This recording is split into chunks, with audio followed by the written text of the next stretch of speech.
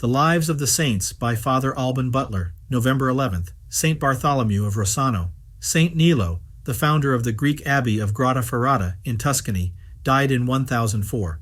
After him, Paul, Cyril, and Bartholomew quickly succeeded him. All three had been disciples of St. Nilus. St. Bartholomew is considered the second founder of the monastery because St. Nilus and his first two successors only managed to clear the land and start building, while Bartholomew finished the monastery and left it firmly organized.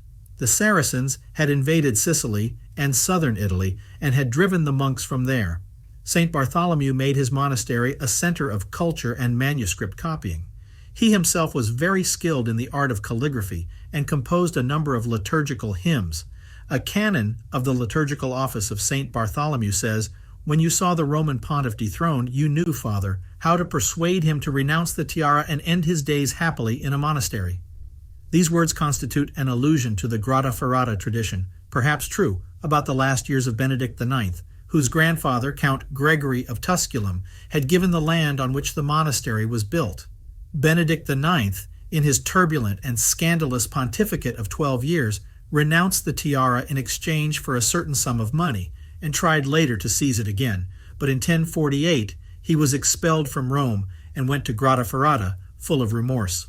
St. Bartholomew was very categorical, since by his conduct he had made himself unworthy of the pontificate and even of the priesthood. He should definitively renounce the tiara and spend the rest of his life doing penance. It should be noted that Benedict was then only 36 years old. Under the influence of the abbot, Benedict's remorse was gradually transformed into sincere repentance, so that he remained in Grottaferrata and died there. This account of the role played by St. Bartholomew in the life of Benedict IX is found in the biography of the saint, probably written by his third successor, Abbot Luke. There are other documents in the abbey that support the account, but Benedict apparently retained the title of Pope in 1055, the year of his death.